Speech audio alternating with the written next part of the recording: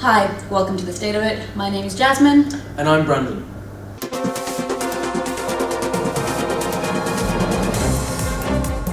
So this is an article from CNN, and it's titled actually, 12-year-olds suspected of carrying knives could be jailed and banned from social media. So just to give a brief about what it's about, basically children as young as 12, so 12 plus, could be put on a media ban or a social media ban specifically, and should potentially face curfews or potential prison time. And this prison time could be about a max of 2 years. And we're assuming it's going to be some sort of youth detention centre. But this is a pretty hard-hitting change in the law, really, because at the moment I think it only applies to 18 plus. So now it's going to be extended right down to the age of 12. So if you're found carrying a knife at the age of 12 in public, you will be prosecuted for it. Now this idea is a conservative idea. It was devised by Sajid Javid, who himself is Home Secretary, and he's now obviously pushing for this. However, Labour have hit back and they've said that essentially it won't work. All it does is criminalise youth. It doesn't face the social and socio-economic problems behind the problem itself, and it doesn't look towards the catalyst essentially as to why this is happening. Mm-hmm. It doesn't really delve into that. It's just it's a punishment and nothing else. So it's not changing the social fabric of the UK to meet the issue head on, and that's their criticism of it. So that's pretty much the basic idea, and obviously the article goes on to give facts. One notable fact was in February 2018, London's monthly homicide rate briefly overtook New York's for the first time in history. And that's quite damning because New York's a massive city, and obviously that's the US with lax gun crime, gun regulation, we should say. Yeah. So yeah, that's basically how the article finishes, just with a few stats.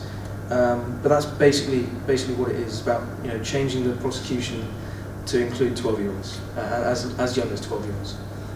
So I guess what's your take on this move? Well, I see the point that they're trying to do, and I see that they're trying to tackle a problem that is obviously very high stake, the fact that the rate has gone higher than New York. But there is a really big difference between an adult carrying a knife and knowing the repercussions of that, and knowing the consequences of that, and knowing how to use this knife, and what it really means, and a 12-year-old, right? So while 12-year-olds, if from what I'm understanding about the UK and its knife stabbing rates, if there's a lot of youth that are involved with stabbing and fatal stabbings and injuries, a 12-year-old brain is not developed yet to be able to comprehend everything that an adult can. So to try a 12-year-old like an adult, it doesn't, I would agree with Labour because it doesn't actually address the problem head on. There's a reason for the insecurity that these youths are feeling and facing, and probably there's a lot of other psychological reasons why they're carrying these knives, whether they're afraid, or whether they're part of any gangs, or whether it's cool. And I mean, these are children that we're speaking about. So I think it's criminalizing individuals and children, and in the US this is a criminalization of people to then get them on a certain path which inevitably leads them to jail, and more crime is a thing. And to see that the UK is basically following suit and doing something similar by trying to criminalize these youth, I personally don't think that is the right way of addressing a problem that does exist, but I just don't think is right. So you kind of take the Labour view, yeah. And actually that Labour view was specifically said by lawmaker Sarah Jones. That was her words specifically. So you agree with her? I would. Yeah. 12-year-olds are children. Yeah. Because obviously there is a wider debate about social problems, and obviously that translates into America, where obviously it's not knives there, but it's guns. Yeah. Same problems, and obviously that does allude to the social problem in the social fabric of these so-called developed countries, Western countries. But I think there is perhaps one might argue that if you implement a law like this, it does deter, and even if it doesn't even if it doesn't change the social fabric and correct whatever problem it is at the core here, that kind of creates the idea for a 12-year-old to pick up a knife and go and walk into public with it. There's still perhaps, I mean, like you say, if one of the idea is, oh, it's cool, or kids think it's cool to be a part of gangs, and gangs have been glorified perhaps, and the idea that you're holding a knife is just it's almost like a not a statement, but a kind of like it's used as status or whatever it is. Perhaps youth detention time or youth prison time would be a deterrent if that was the motive. One could argue. Coming from the US and what ends up happening in a lot of minority groups, and I'm not sure with the statistics in the UK on if there's a demographic difference. Depending on the groups or the demographics, exactly, the communities of the people that are carrying these knives, different measurements are going to be applied out. I mean, we can't ignore the statistics. I'm going to talk about the US a little bit because that's like what I know of, and what really ends up happening is that minority groups end up getting disadvantaged and getting put into jails more than non-minority groups. There's a lot of politics that go into it, and while on the surface it might seem like, okay, yeah, it might deter youth from going ahead and facing these consequences, it actually ends up creating other problems. So you think it can result in a racial divide? Or? I'm not sure the rate. Or an exploit. It could, if there is a disparity between what group of people carry what type of weapons or how they carry. If there is already a demographic difference, or if there even isn't a demographic difference, these type of laws, what they end up doing is they could perpetuate and make things even worse, because certain groups will be disadvantaged because they'll have less resources to say, hey, actually, I didn't have a safe way of walking home, so I needed to carry my knife because I'm in this neighborhood. But perhaps criminalising knives altogether, like the US. I mean, you would argue that people should. Do you think it should be an offence to carry a gun?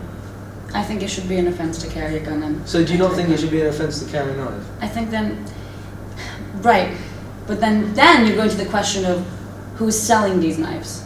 So is the person carrying the knife, or let's say gun, I mean, the one that's going to be prosecuted I agree. for it? It's difficult to police because what knives are we talking about here? Are we talking about knives? Samurai swords? Are we talking about little Swiss blade? But they're all the same Exactly. thing. Like, are we talking about massive like meat cleavers, or are we talking about a little Swiss knife? I mean, Yeah. and And who's selling these knives? Who's providing these knives to these 12-year-olds? I think another way, a different way of addressing the issue would be to get to the source of where the weapon is being acquired. Now, again, it's very different in the UK and the US because, well, knives are obviously less deadly than guns. And they're en masse, yeah. You couldn't go in and mass kill like you could with a machine gun or something like that. Exactly, in that sense. Yeah. And of course, there's a lot of different types of knives, and what type of knife are you going to be carrying? You're going to be carrying a kitchen knife, or you're going to be going and getting a blade, or a Swiss knife. Is that what it's called? Like the small knives, yeah. The small knives, like a small blade or something, yeah. So I think all these sizes, it becomes difficult to police, doesn't it? Yeah. Yeah. Which is. It's difficult to police it, but I think the criminalization of it should not be onto the children, because there's a how much does a child understand about consequences? While you do say that you might deter people from going ahead and purchasing these things, what if it ends up making it even cooler? We need to find what is the core root of this problem? Is Exactly. what's the motive? And one would perhaps come to the conclusion that it's something to do with gang related. Perhaps you see a lot of it's rising gang crime in Britain, especially in like London or even like other cities like Birmingham and that. Is it perhaps? It's perhaps probably. My train of thought is probably it's something to do with gangs carrying knives to protect themselves against other gangs or other gang members. and perhaps that just means, well, we need to kind of stamp out gang crime and Right. get to the problem of why Exactly. is there a rise in gang crime? Where's this coming from? So that's where that's the progressives' view, I guess, would be, let's sort out the social fabric issue. Right. But again, I kind of go back to, well, where do you start? You know, if it's not a crime to carry a knife, if it's not a crime, you know, what's the? I mean, I think the part Surely it needs to be criminalised to be okay. So perhaps both need to come, you know, perhaps there needs to be social fabric change, but also we do need to think about criminalising things like this. Perhaps, you know, should a 12-year-old be able to walk around, you know, with a knife and not be prosecuted? to be prosecuted and to be criminalized, I would suggest is different. Okay. When you go into the system, and again, I'm coming from like an American point of view, when you go into the American like prison system and federal system, you get exposed to even more violence, you get exposed to more measures of crime, and you kind of, it becomes a self-fulfilling prophecy. You become a It's statistic. a dark hole, you start spiraling And you, down it. Yeah. once you have a criminal record, That's it, yeah. you just, if you look at the statistics of it really, a lot of people just keep going in that path. And in the States, it is racialized. I don't know the statistics in the UK, but Yeah. it is different, and it, I mean, yeah, it makes the problem even worse. The article doesn't talk about No. demographic statistics, But but yeah. that's something, you know. And obviously we have to remember this was actually proposed by Sajid Javid, who himself is an ethnic minority. You know, he's of Pakistani heritage. His parents were from Pakistan. So I mean, I guess like I see the point of it, and I see your point of trying to combat an issue that is happening. But I think the article also mentioned like social media ban. it did. Well, yeah, it did. It talks about curfews and social media bans, and potential prison time. Right. And the prison time would be we're assuming youth detention. Because Right. they're not. You know, they're below the age of 18, and they're also. And also it does say they'd be like up to 2 years. Okay. But yeah, it does talk about social media bans and curfews as well. See, that's very different, I would argue, because So then you'd you're not having a be in record. favour of a social media ban, Yeah, and would you be in favour of a curfew? sure. Because a curfew is annoying for any youth. Oh man, I don't want to go home at this time. Okay, fine. They want to break it. They want to do whatever they want with the curfew. It is still a deterrent. It is less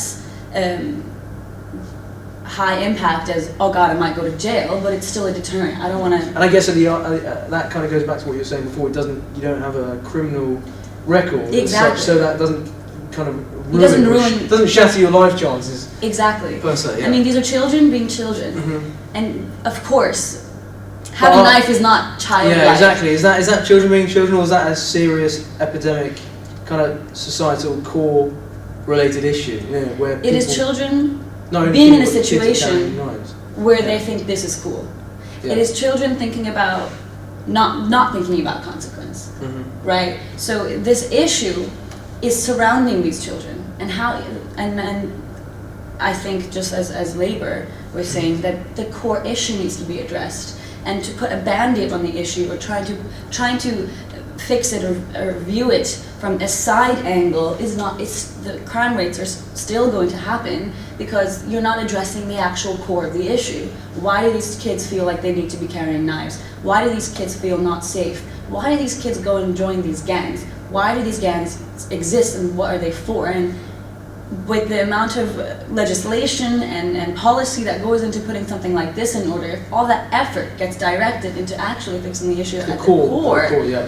it will be much more Yeah. beneficial. Okay, well, I mean, my general idea is perhaps that there needs to be a bit of both.